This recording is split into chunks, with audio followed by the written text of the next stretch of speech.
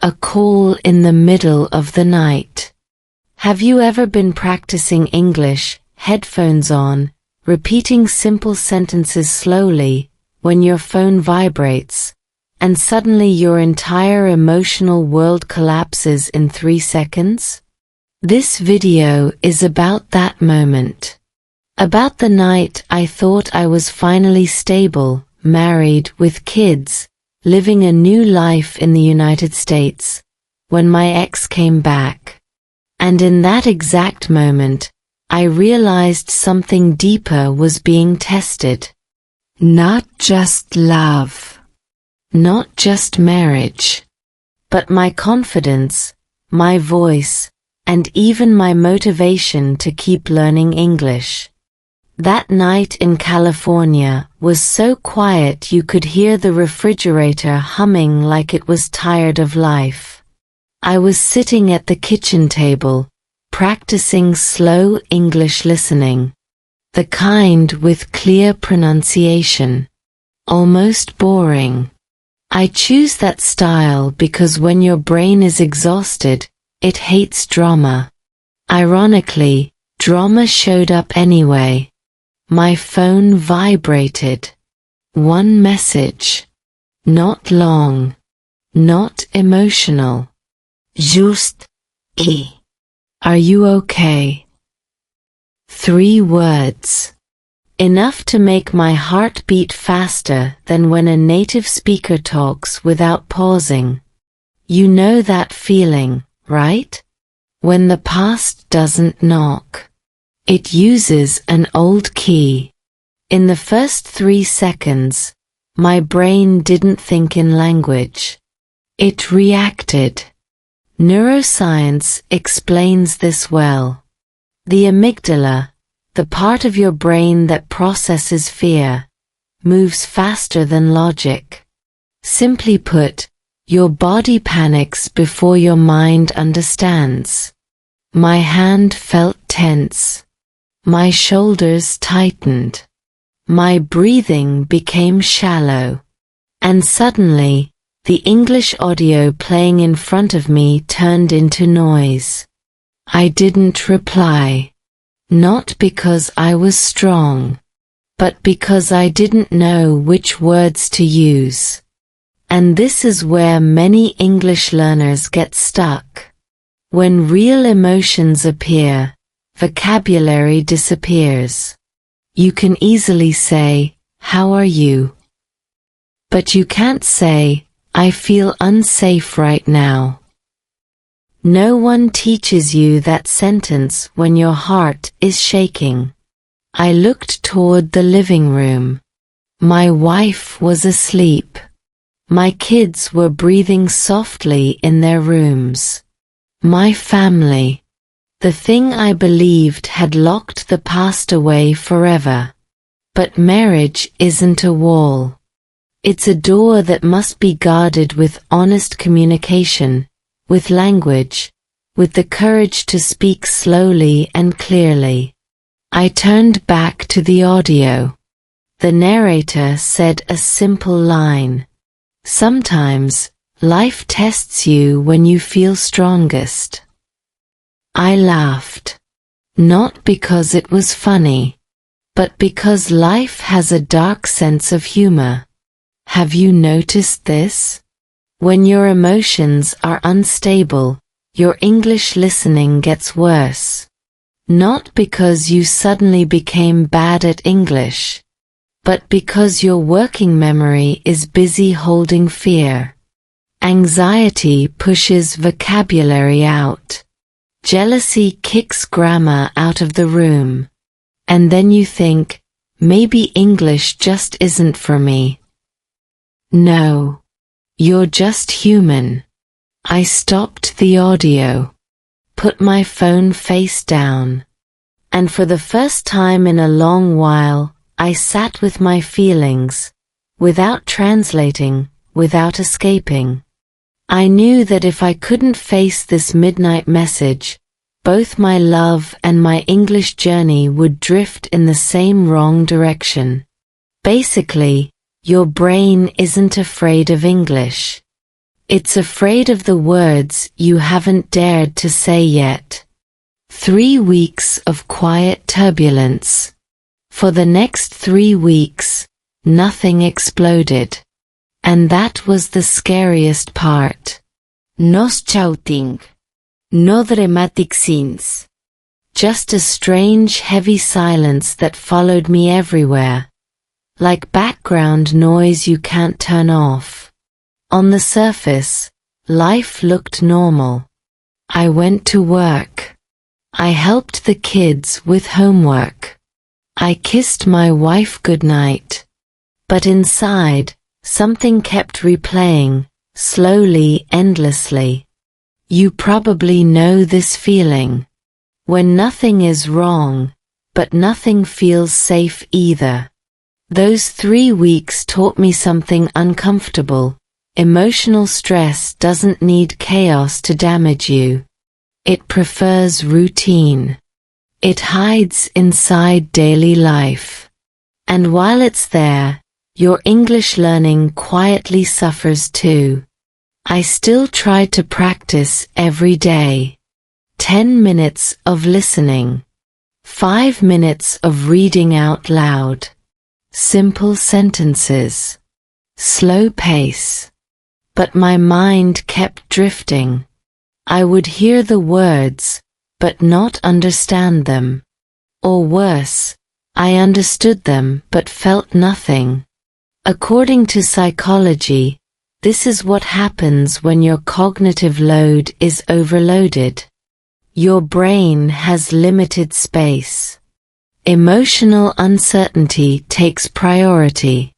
Language becomes optional. One morning, while driving my kids to school, my daughter asked a simple question from the back seat. "Dad, why are you so quiet lately?" That question hit harder than the message from my ex. Kids don't analyze tone. They feel it. Research shows children are extremely sensitive to emotional shifts in caregivers, even when no words are spoken. Silence to them is information. And suddenly, I realized this story wasn't just about trust between adults. It was about the emotional environment my kids were learning to live in. That night, instead of listening to a random English story, I did something different. I opened my notebook and wrote one sentence. Just one. I feel confused. 6th grade English. No grammar tricks. No fancy vocabulary. But it was honest. Then I read it out loud. Slowly. I feel confused. Something strange happened. My chest felt lighter. This is the part no one tells you about language learning. Speaking isn't just output. It's regulation. Studies in neuroscience show that labeling emotions, even with very simple words, reduces activity in the brain's fear center. In other words, saying, "I feel confused," literally calms your nervous system. Over the next few days, I added more sentences. I feel afraid. I don't know what to do. I still love my family. Not to anyone else. Just to the room. To myself. In English. And slowly, my listening improved again. Not because the audio changed, but because my mind had space again. Trust doesn't collapse in one moment. It erodes quietly, like sleep deprivation. And rebuilding it doesn't start with big promises. It starts with naming what hurts. Clearly, slowly, honestly. By the end of the 3rd week, I understood something crucial. I wasn't afraid of my ex coming back. I was afraid of not being able to speak my truth when it mattered. And language, especially simple, slow English, was becoming the bridge back to myself. Basically, silence doesn't protect relationships. Words do, even imperfect ones. When trust gets triggered. Trust doesn't break when something bad happens. It breaks when your body remembers something bad might happen again. That was the real problem in week 3. Nothing new had happened. No more messages. No drama.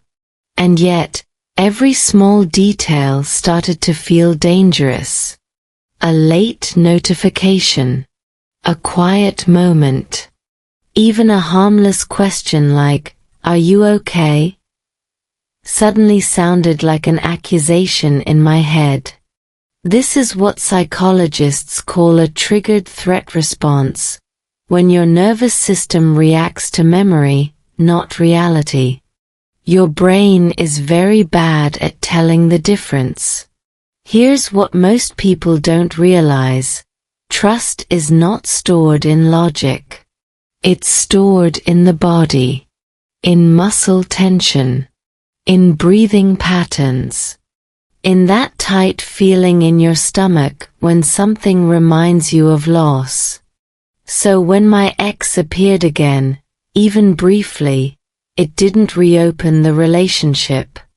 It reopened an old fear pattern. And once that pattern wakes up, it doesn't ask for permission. I noticed it first in my English practice. I would press play on a listening exercise, and my jaw would clench. Not because the accent was hard, but because my body was already on alert. Research shows that when the nervous system enters a mild fight-or-flight state, comprehension drops significantly. Your brain prioritizes safety over learning. Survival over sentences. So if you've ever wondered why your English feels worse during stressful times, congratulations. You're biologically normal. One evening, my wife asked me something very simple. "You seem distant. Did I do something wrong?" That question landed like a weight. I wanted to say, no. I wanted to say, it's not about you. But what came out was silence. Silence is what happens when trust is triggered, but language hasn't caught up yet. In my head, English sentences were forming. Slow ones. Basic ones. I am scared. I don't want to lose what we built. This situation woke up old feelings. But they stayed trapped inside. According to communication psychology, when emotional arousal is high, expressive language shuts down first. That's why people say things they regret, or say nothing at all. And silence, unfortunately, is often interpreted as distance, not confusion. That night, after everyone went to sleep, I sat alone and tried something uncomfortable. I practiced saying the sentences out loud. Not to my wife. Not yet. Just to the air. I feel threatened.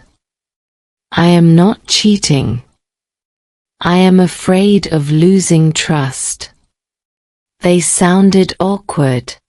Childlike. Too simple. But here's the surprising part. Simple language is exactly what a stressed brain needs. Complex sentences require working memory. Simple sentences restore safety.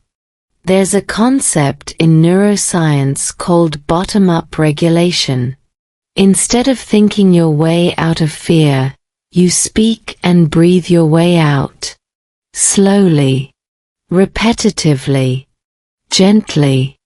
Like training a nervous animal that happens to live inside your chest. The next day, I tried something radical. I spoke to my wife, but slowly. In plain language. No defending. No explaining the past in detail. Just naming the present. I was scared when my ex contacted me. It made me realize how much I care about our family. I don't want secrets between us. I paused between sentences. Not for drama, but because my body needed time to catch up with my mouth. Something softened in the room. Trust didn't magically return, but it stopped bleeding. That's the lie movies tell you, that trust is rebuilt by big speeches or perfect apologies. In real life, trust comes back through regulated presence. Through words that match your breathing. Through honesty that doesn't rush. And this applies directly to English learning too. If you try to speak English while emotionally flooded, your brain will sabotage you. You'll forget words you already know. You'll panic over grammar you've used 100 times. Not because you're bad at English, but because trust, once triggered, demands patience before performance. By the end of that week, I learned something important. Trust isn't restored by proving anything. It's restored by staying present long enough for fear to calm down. In love. In family. And in language. Basically, your nervous system isn't testing your loyalty. It's asking whether you feel safe enough to speak again. Children feel everything. Children don't need explanations. They already know. That's the uncomfortable truth I learned next. Not through words. Not through questions. But through small changes that were easy to miss if you weren't paying attention. During that 4th week, my kids didn't say much. They didn't ask about my mood. They didn't ask about my marriage. They just adjusted. And that's what scared me most. My son started speaking more quietly. My daughter hugged me longer than usual before school. At dinner, they watched my face more than their food. No drama. No crying. Just observation. Like little scientists collecting emotional data. Psychologists call this emotional attunement. Children are wired to read the emotional state of their caregivers because, biologically, their safety depends on it. Long before kids understand language, they understand tone, posture, and silence. So when adults think, "I'm hiding this well," children think, something changed. One afternoon, I was practicing English listening again. Slow narration, clear pauses, the kind meant for beginners. My daughter walked in, sat next to me, and didn't say a word. She just listened with me. When the audio stopped, she asked, "Why does he talk so slowly?" I almost laughed. "Because he wants people to understand," I said. She nodded like that explained everything. And suddenly it hit me, that's what my kids needed from me too. Not perfection. Not protection from reality. Just clarity. Slowness. Presence. Research in developmental psychology shows that children feel safest not when parents hide stress, but when stress is regulated and predictable. In other words, kids don't need happy parents. They need emotionally honest ones who don't explode or disappear. That night at dinner, something small but important happened. My son spilled water. Normally, I would have joked or cleaned it up quickly. Instead, I froze for half a second, lost in my own thoughts. And I saw it in his eyes. That flash of fear. The question, did I do something wrong? That moment hurt more than any message from the past. Later, after the kids were in bed, I sat alone and thought about what I was modeling. Not just as a husband, but as a human being learning how to handle fear. Children don't copy what we say. They copy how we regulate emotions under pressure. And here's where language comes back into the picture. The next day, I tried something different. At breakfast, I spoke slower. Not like a teacher. Like a human choosing care. I'm a little tired today, I said. But I'm okay. Simple English. Clear tone. No misteri. Their shoulders relaxed. Neuroscience backs this up.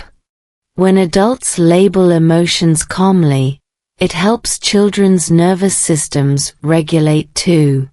This is called co-regulation. Your calm becomes their calm. Your clarity becomes their safety. And it works in reverse. Watching my kids relax helped my own body soften, which, strangely enough, helped my English practice later that day. My listening improved. My speaking felt easier. Not because I studied harder, but because my nervous system wasn't carrying everyone alone. That evening, my daughter asked if she could read with me. She picked a simple English children's book. The sentences were short. Almost too easy. We read out loud together. Slowly. Taking turns. Laughing at pronunciation mistakes. Mostly mine. That moment mattered more than any advanced lesson. Because language isn't just about communication. It's about connection. And children understand that instinctively. They don't care about fluency. They care about emotional availability. There's a concept in family psychology called emotional inheritance. It means children inherit not your problems, but your coping strategies. They learn how to deal with fear by watching how you deal with fear. They learn how to speak by watching how you speak when it's hard. That night, I realized something sobering and hopeful at the same time. My kids weren't watching whether I failed or succeeded. They were watching whether I stayed present. In marriage. In stress. In language. You don't protect children by pretending everything is fine. You protect them by showing them how to slow down, name feelings, and keep speaking anyway. Basically, your kids don't need you to be unshaken. They need you to be understandable. Silence at the dinner table. Dinner is supposed to be noisy. Forks clinking. Kids interrupting. Someone laughing at the wrong moment. But during that week, our dinner table felt like a library where everyone was afraid to drop a book. You've probably experienced this kind of silence. Not the peaceful kind. The tense kind. The kind where every word feels like it might trigger something, so no one says anything at all. And strangely, that silence was louder than any argument we'd ever had. From the outside, everything looked fine. We cooked. We ate. We cleaned up. But emotionally, we were all holding our breath. According to family psychology, unspoken tension creates what's called emotional ambiguity, when people sense something is wrong but don't know what it is. The brain hates ambiguity more than bad news. At least bad news has shape. I noticed it in the smallest moments. My wife would ask the kids about school, then glance at me, not accusingly, just checking. I would answer in short sentences. Neutral ones. Yeah. It was fine. Like I was afraid that any real emotion might spill onto the table and ruin the meal. Silence becomes a strategy when you're afraid of damage. But here's the problem. Silence doesn't prevent harm. It postpones clarity. That week, I kept trying to practice English after dinner. I'd put on a slow reading video, the kind meant to calm you down. But my mind wouldn't stay with it. Every pause in the narrator's voice reminded me of our own pauses. Long. Careful. Loaded. Neuroscience explains this pattern well. When there's unresolved social tension, the brain stays hyperaware of social cues. Tone, facial expression, timing. All of it becomes data. And while your brain is scanning for danger, it can't fully process language. So even simple English feels heavy. One night, halfway through dinner, my wife put her fork down and said quietly, "Something feels off. And I don't know what it is."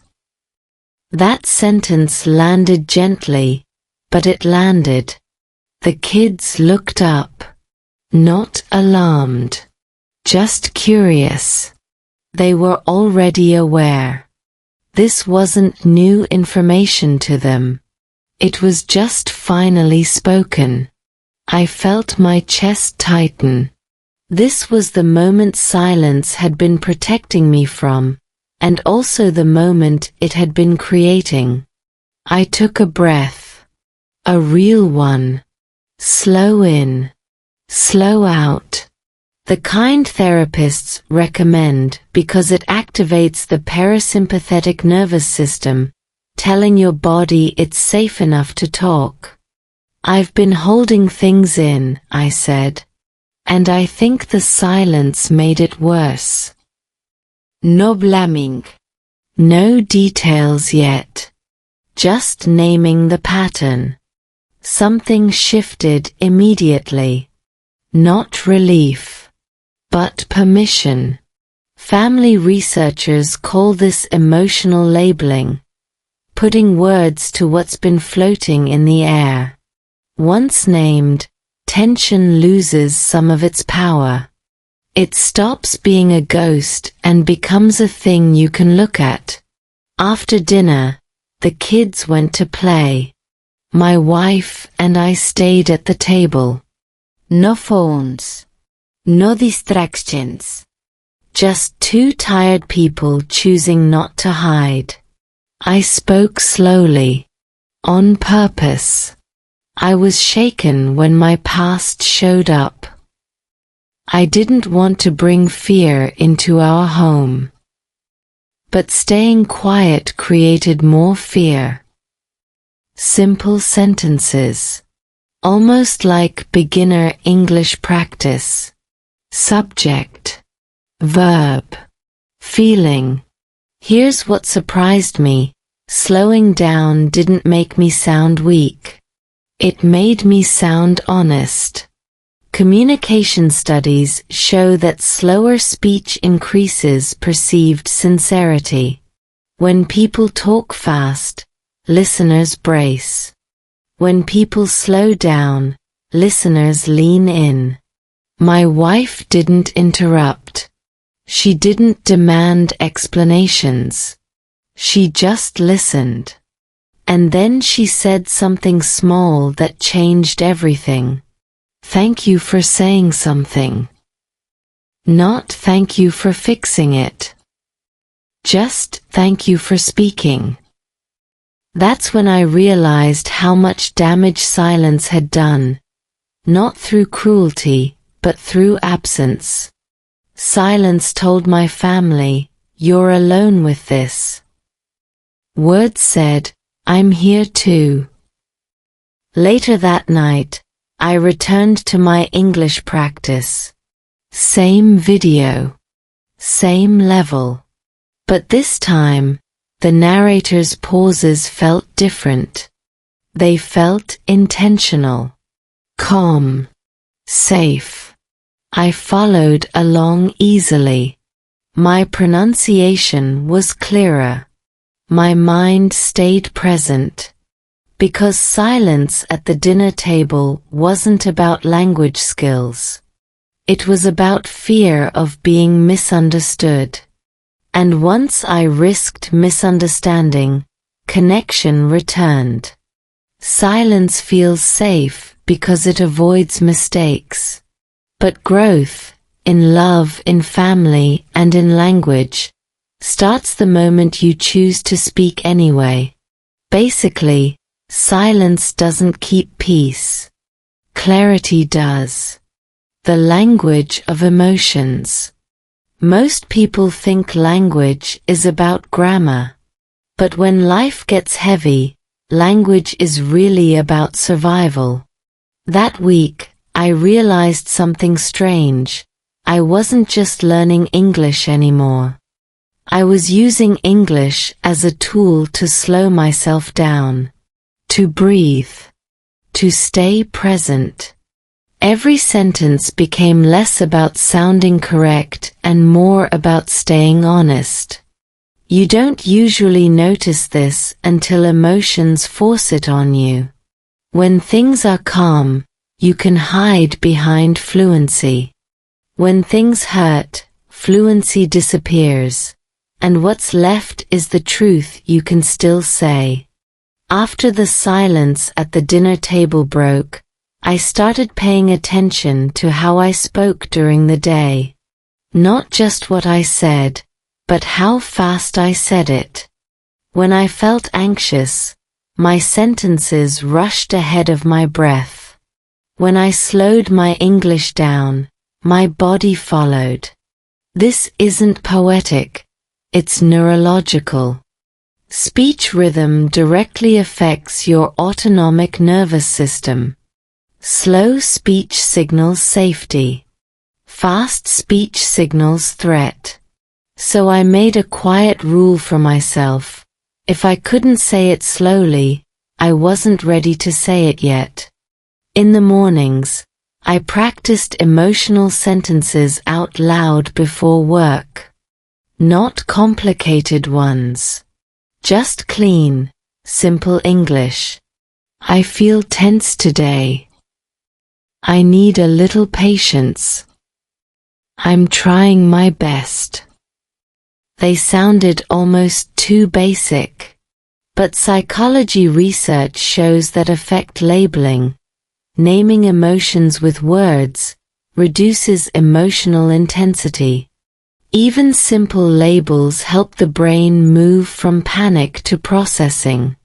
In other words, language literally calms you down. At work, I noticed something else. When I spoke slower, people listened more carefully. They didn't interrupt. They didn't rush me.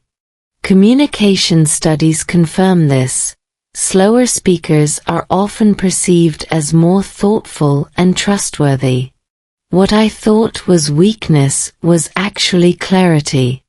That night, I sat with my kids while they did homework.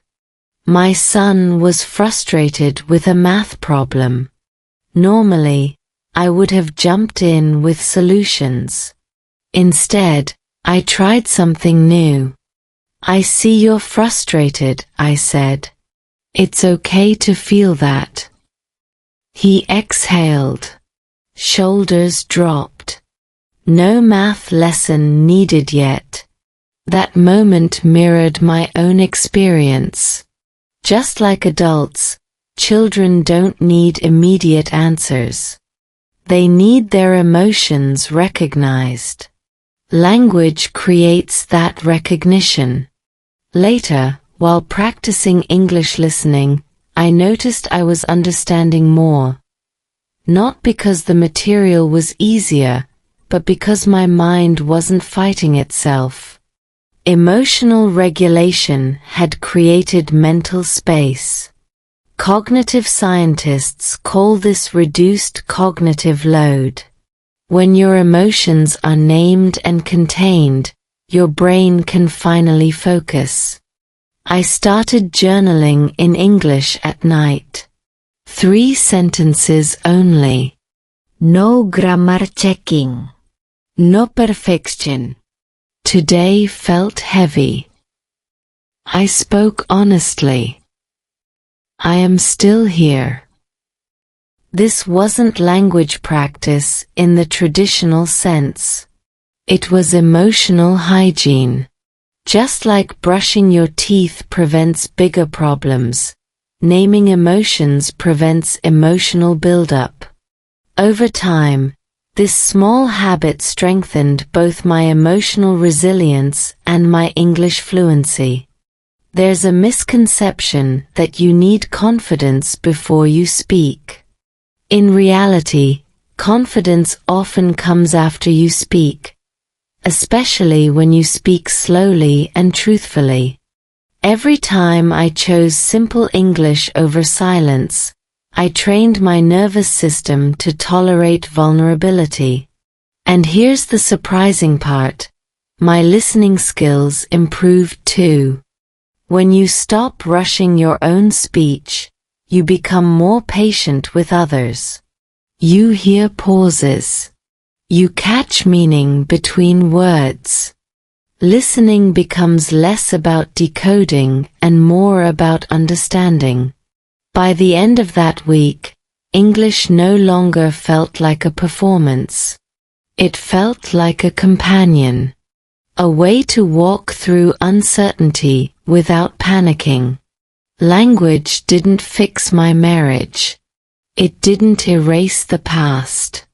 But it gave me a way to stay connected, to myself and to the people I love, while things were still fragile.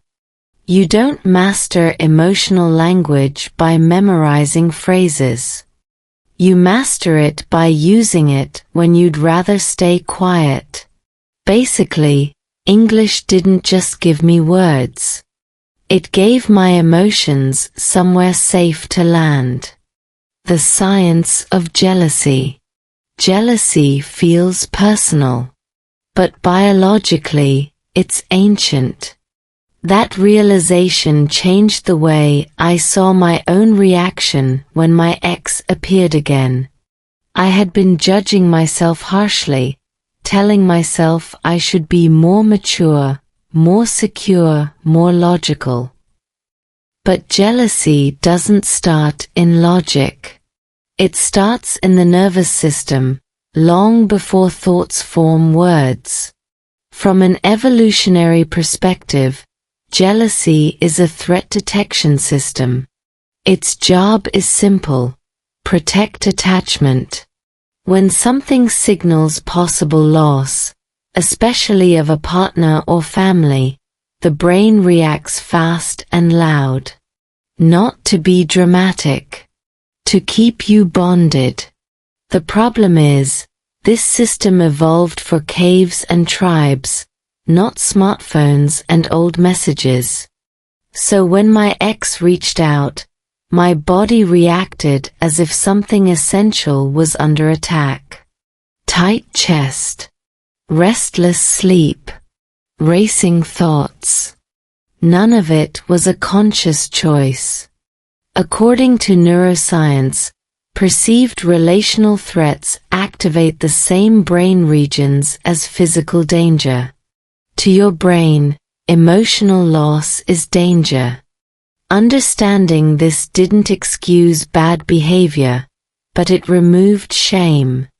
And shame is toxic for both relationships and learning. That week, I started observing jealousy like a scientist instead of fighting it like an enemy. I noticed how it arrived. Usually quietly. Usually late at night. When I was tired. When my defenses were low. That timing matters. Studies show emotional regulation drops significantly when sleep-deprived. Your brain loses its brakes. I also noticed something else. Jealous thoughts weren't specific. They were vague. What if? What if I'm not enough? What if history repeats?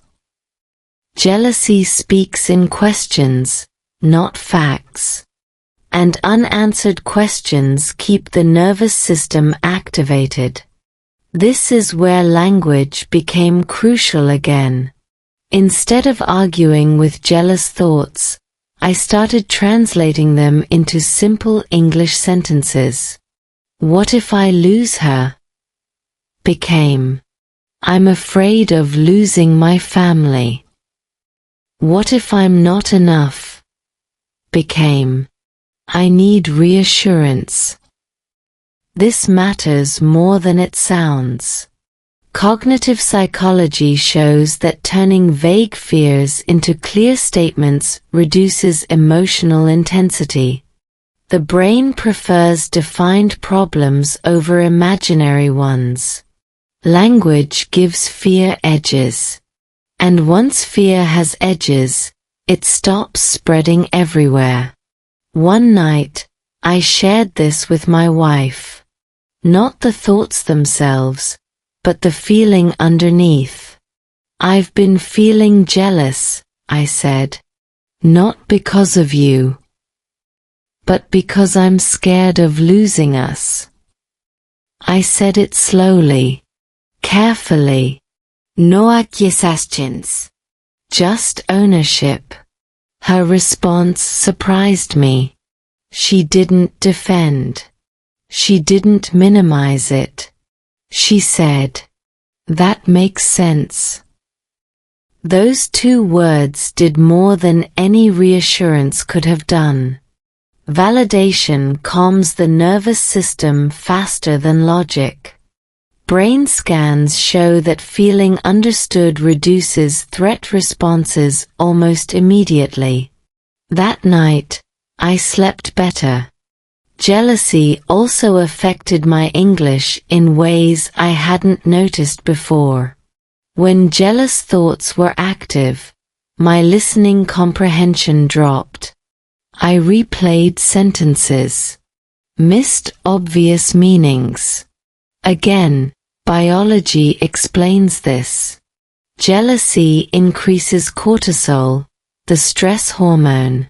High cortisol impairs memory retrieval and attention. Your brain simply has less bandwidth. So instead of pushing harder, I slowed everything down. I listened to shorter English clips. I repeated fewer sentences, but more intentionally. Quality over quantity. Research in learning science confirms this. Stressed brains learn better with reduced input and higher clarity. I also practiced saying jealous-related emotions out loud. I feel insecure. I need connection. I want to feel chosen. These weren't dramatic confessions. They were emotional facts. And speaking them reduced their grip. Here's the quiet truth about jealousy. It doesn't want control. It wants reassurance. It wants to know attachment is safe. When ignored, it escalates. When acknowledged, it softens. By the end of that week, jealousy no longer felt like an enemy. It felt like a signal. An uncomfortable one, but an informative one. It showed me where trust needed care. Where communication needed honesty. Where my nervous system needed patience. Jealousy didn't mean I lacked love. It meant I valued what I had. And learning to speak that, slowly, simply, without blame, was one of the most important language lessons I've ever learned. Basically, jealousy isn't proof of weakness. It's proof that your attachment system is awake, and asking for reassurance, not punishment. The conversation that changed everything. Big changes rarely arrive with big speeches.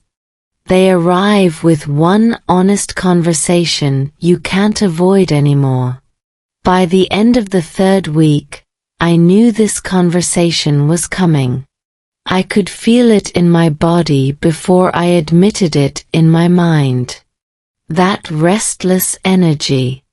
That tightness in my chest that wouldn't go away no matter how many English sentences I practiced. Avoidance had done its job. It bought time. But it also increased the pressure. This was the moment where silence could no longer protect anything. We didn't plan the conversation. There was no perfect timing. It happened on an ordinary night after the kids went to sleep.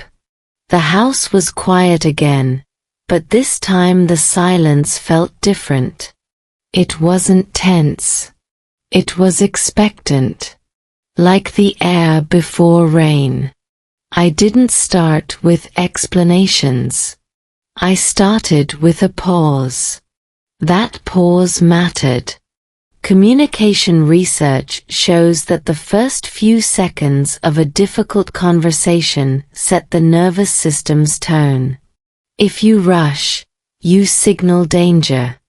If you slow down, you signal safety. So I took a breath that was longer than comfortable. Then I spoke. I want to talk, I said. And I want to do it calmly. Simple. Clear. No drama. I told her I wasn't going to defend myself or retell the past in detail. I told her I just wanted to speak about what had been happening inside me. That boundary changed everything. It turned the conversation from a trial into a meeting. I was shaken when my ex contacted me, I said. Not because I wanted her back, but because it reminded me how much I could lose. I spoke slowly, intentionally, almost like reading a beginner English script. Subject, verb, feeling. I paused between sentences, not for effect, but because my body needed time to feel safe. She didn't interrupt. That alone felt like a gift. According to psychology, when one person speaks without interruption, the listener's brain shifts from defense to understanding. Interruptions trigger threat responses. Pauses invite curiosity. I told her about the jealousy, not as blame, but as biology. About how fear showed up before logic. About how I didn't recognize myself at first. I used simple language on purpose. Complex words create distance. Simple words create connection. I felt afraid. I felt insecure. I didn't want secrets between us. When I finished, I stopped talking. That silence was different from all the others. It wasn't avoidance. It was space. Then she spoke. I was scared too, she said. But I didn't know how to ask you. That sentence changed the shape of the room. In relationships, people often assume fear lives on only one side. In reality, fear multiplies in silence. Once spoken, it becomes shared, and shared fear is lighter. She asked questions. Calm ones. Not accusations. And I answered them the same way, slowly, honestly, without rushing toward resolution. We weren't fixing the future. We were stabilizing the present. Neuroscience calls this mutual regulation. Two nervous systems calming each other through tone, pacing, and honesty. It's not romantic. It's biological. And it's powerful. Something else happened during that conversation. My English improved, not because we were speaking English, but because I was practicing the skills English had been teaching me: pacing, clarity, emotional labeling. Language training had quietly trained my nervous system too. By the end, nothing was resolved. No promises. No guarantees. But trust had stopped bleeding. And that was enough for one night. We sat there for a while. Not touching. Not talking. Just breathing in the same room. That shared silence felt earned. Later, when I went back to my English practice, something had changed. I wasn't using language to escape anymore. I was using it to stay present.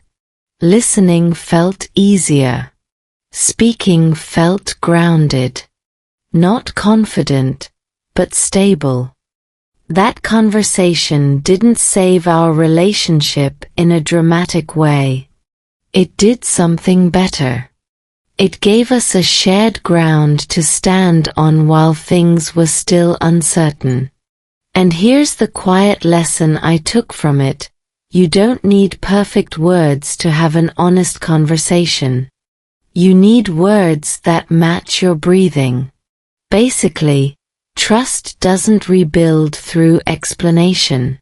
It rebuilds through presence, one calm sentence at a time.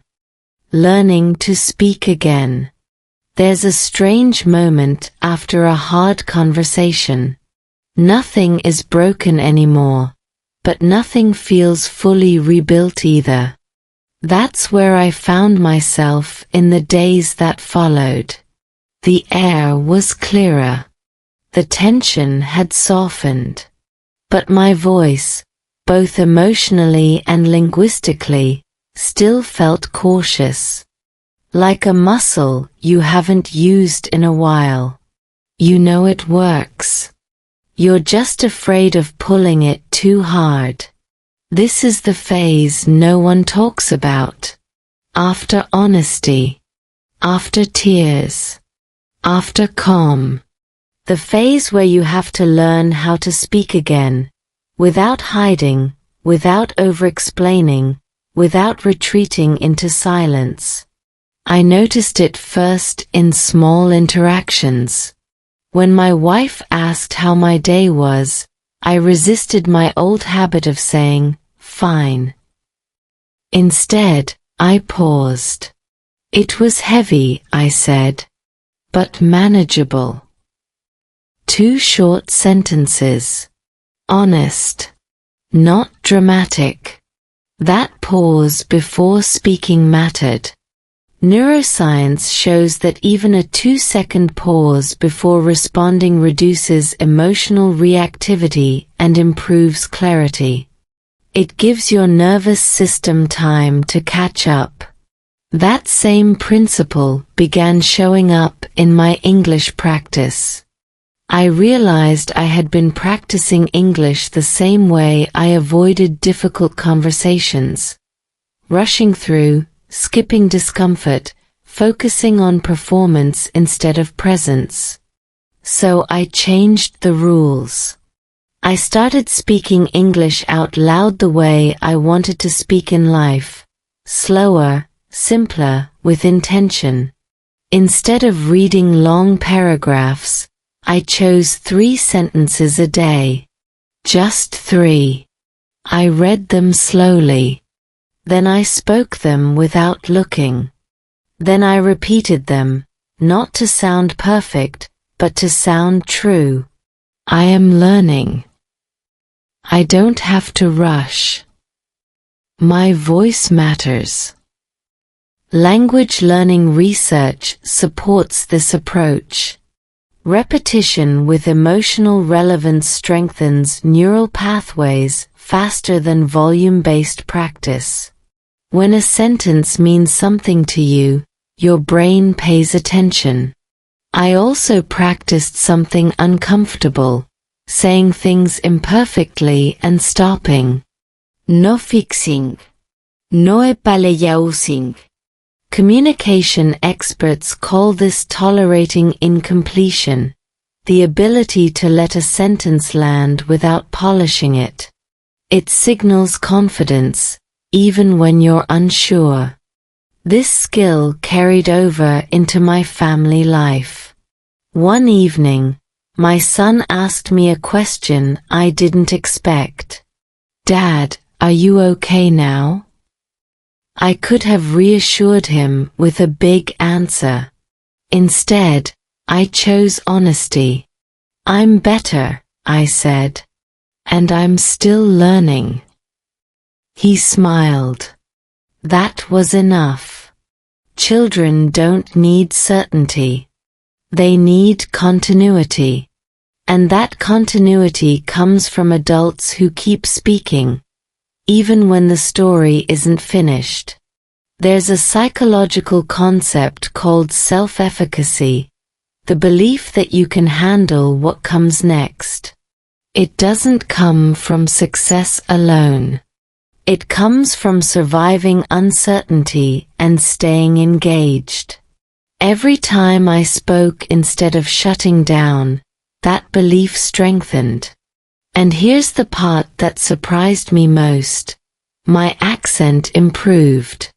Not because I drilled pronunciation, but because I stopped clenching my jaw. Stress tightens muscles.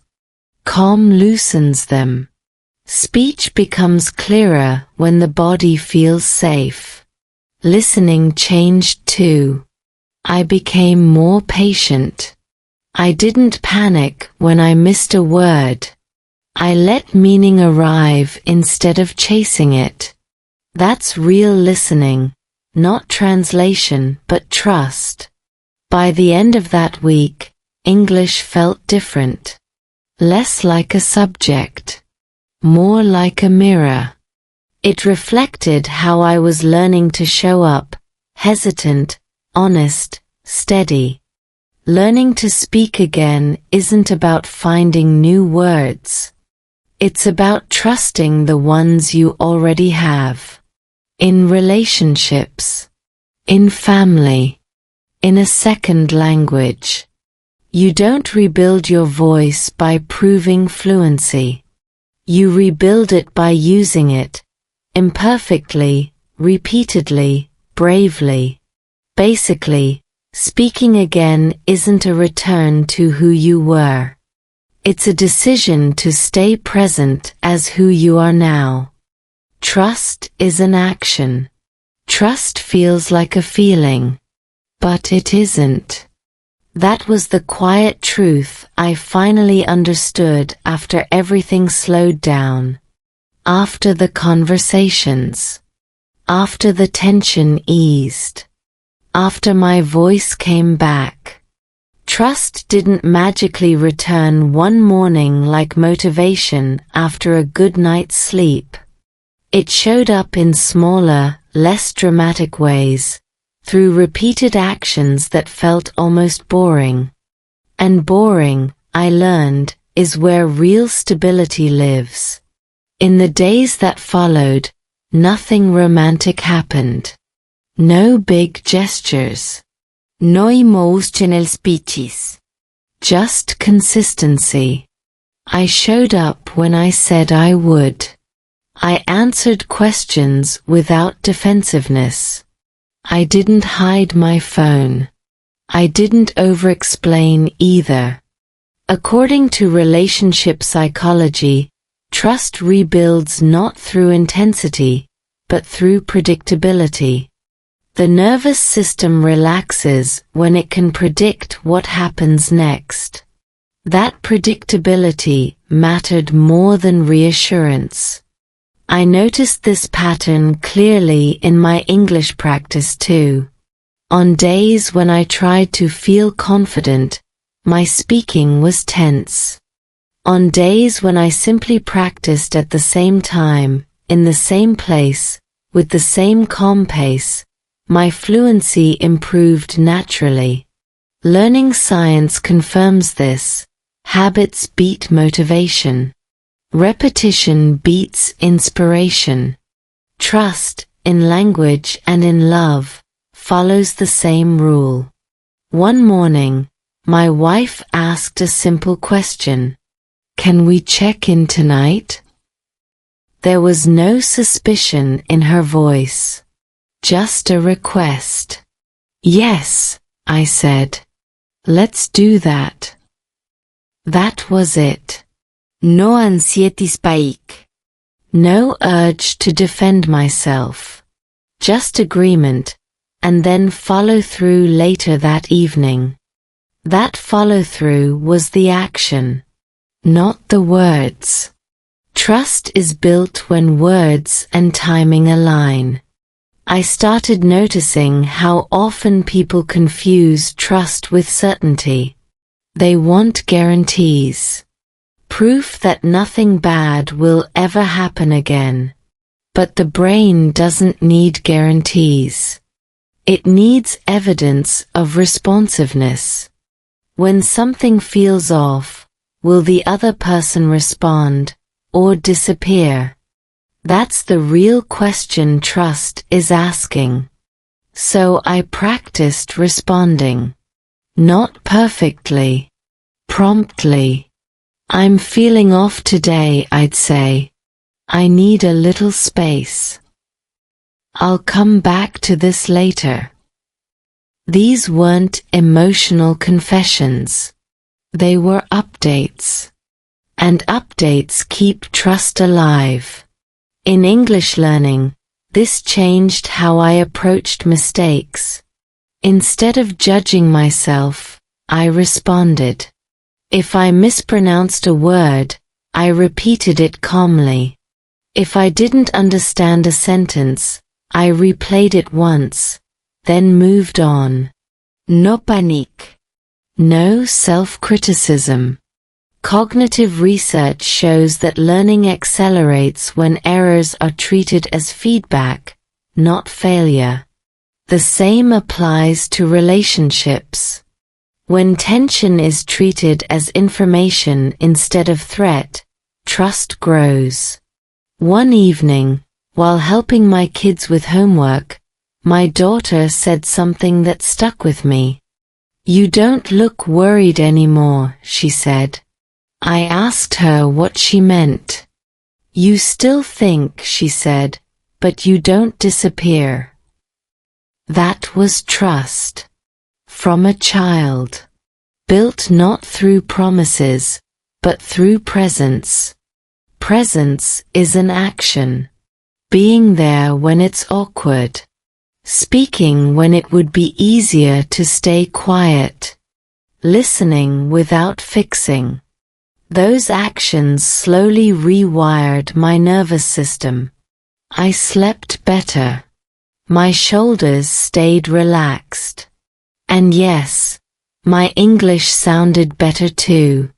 Not because I learned more words, but because my body wasn't bracing for impact anymore. Trust didn't make me fearless. It made me steady. And steadiness is what allows growth. There's a principle in behavioral psychology called consistency over intensity. Small actions repeated daily shape belief more than occasional big efforts. That's why trust can't be rushed. And why it can't be demanded. It has to be demonstrated, again and again, especially when no one is watching. By the end of that period, I stopped asking myself, do I feel trust? I started asking, what action supports trust right now?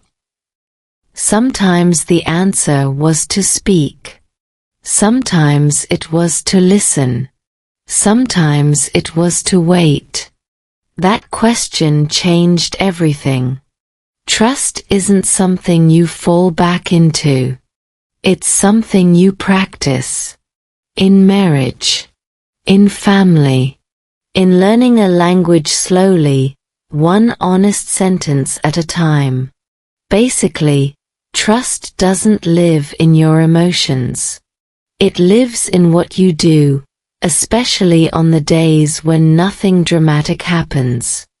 Family as the anchor. When everything feels unstable, you don't look for speed. You look for something that holds. That was the role my family quietly stepped into without announcing it. Not as a solution. Not as a shield against pain.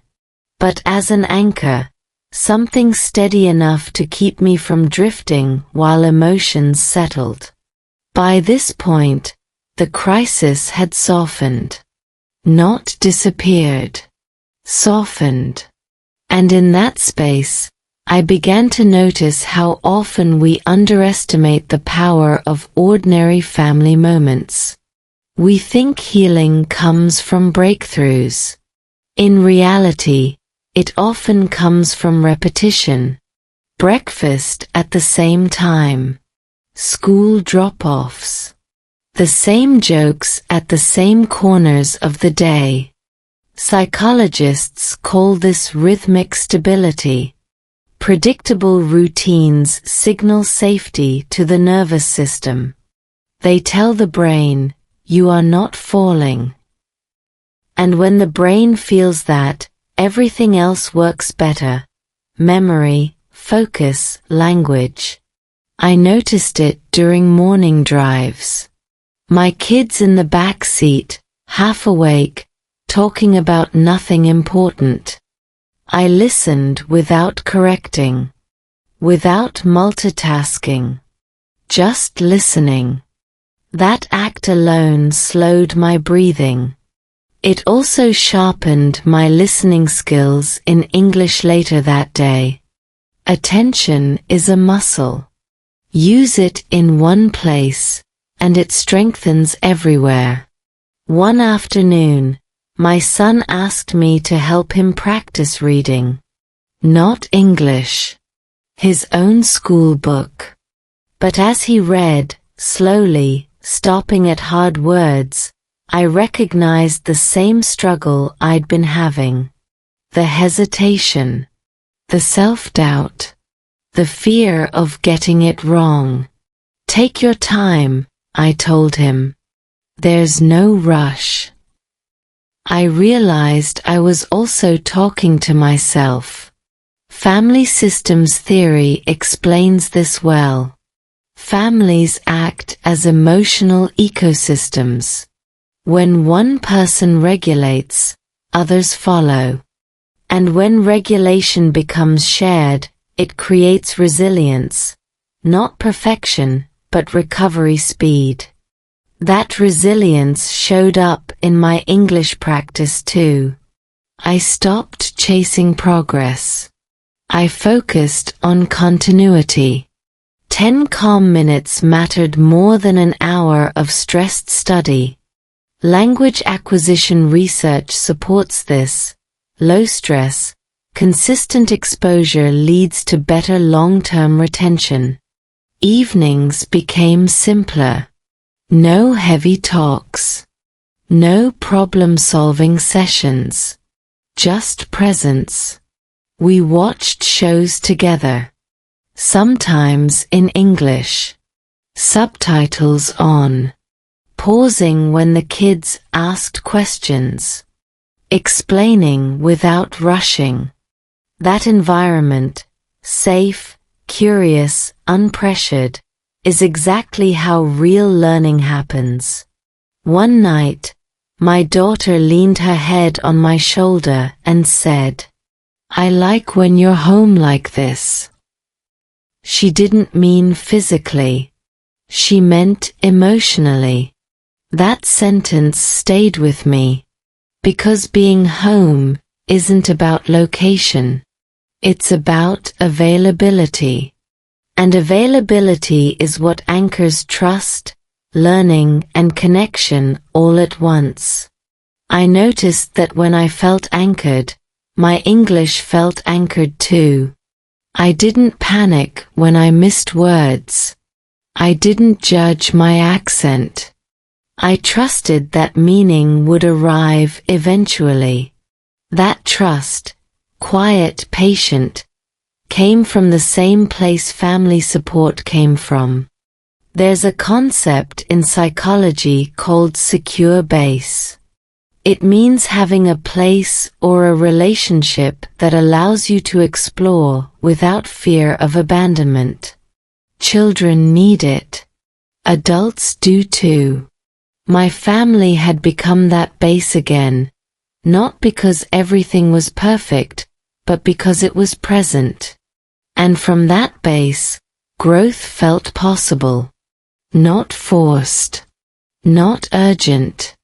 Just possible. I stopped trying to catch up in life or in English. I focused on showing up. Again. Tomorrow. The day after.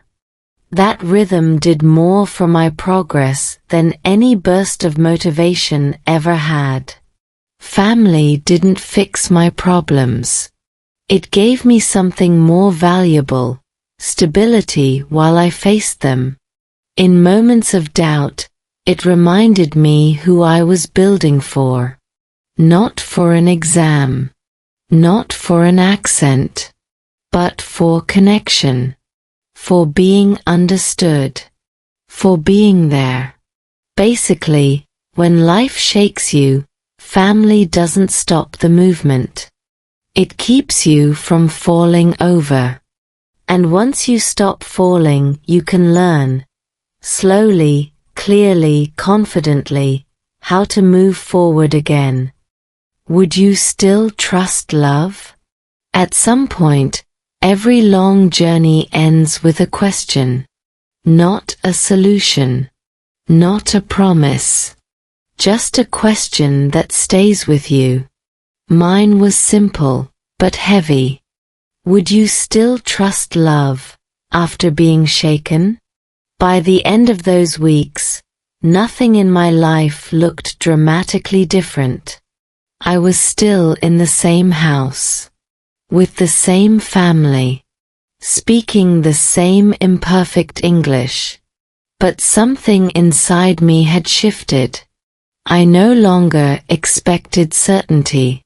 I no longer waited to feel ready. I understood that trust, like language, is something you practice while things are still unclear. That realization didn't arrive all at once. It arrived through moments so ordinary they almost didn't register. A calm morning. A slow sentence. A shared look across the table. Small evidence that connection hadn't disappeared just because it was tested. Psychology has a term for this, earned trust. It's not blind. It's not naive. It's trust that exists with memory, not without it. It acknowledges risk, but chooses engagement anyway. That's very different from pretending nothing happened. And that difference mattered. I noticed it in how I spoke. When I talked to my wife, I no longer searched for perfect words. I searched for honest ones. When I spoke to my kids, I didn't try to sound strong. I tried to sound present. When I practiced English, I stopped asking, "Am I fluent yet?" and started asking, "Am I clear right now?" Clarity is underrated. Language learning research shows that adults progress faster when they stop measuring themselves against an ideal future self and start responding to their current ability with patience. Relationships work the same way. When you stop demanding guarantees from the future and start showing up in the present, trust grows naturally. There was a moment near the end of that third week when I caught myself laughing, really laughing, at something small my son said. It surprised me. Not because laughter had disappeared, but because it returned without effort. That's how you know healing is happening. Not when things feel amazing, but when joy sneaks back in quietly. I thought about the title of this story. His ex came back. Would you still trust love? The honest answer isn't dramatic. Yes. But differently. Not with blindness. Not with fear. With awareness. Trust, I learned, doesn't mean believing nothing bad will happen. It means believing you can respond if it does. That belief is built through action, communication, and self-regulation, not hope alone. And here's the part that matters for you, watching this video. If you're learning English and feel stuck, tired, or discouraged, maybe it's not about your ability. Maybe something in your life has triggered uncertainty. Maybe your nervous system is busy protecting something important. That doesn't mean you should stop. It means you should slow down. Speak simpler. Listen gentler. Practice when you feel steady, not when you feel pressured. English doesn't require confidence to begin. Confidence often comes because you begin. This story wasn't really about my ex, or even about marriage alone. It was about what happens when life interrupts your sense of safety, and how you rebuild it, one sentence at a time. In love. In family. In a second language. If you're still here, listening, reading, following along slowly, then you're already doing the most important thing. You didn't quit. You stayed present. And that choice matters more than any perfect pronunciation ever could. So I'll leave you with the same question I asked myself, not as a test, but as an invitation. Would you still trust love? If trusting meant moving forward without certainty, speaking without perfection, and staying even when it feels easier to leave? Because that kind of trust, the quiet one, changes everything. Sometimes, the hardest part isn't losing trust. It's deciding whether you're brave enough to rebuild it, slowly, imperfectly, honestly. This story doesn't end with a clear answer. Because real love doesn't. Real growth doesn't. And real English learning definitely doesn't. It continues, in quiet mornings, unfinished sentences, awkward pauses, and small moments when you choose to stay instead of run. Just like learning English, trust isn't something you find. It's something you practice.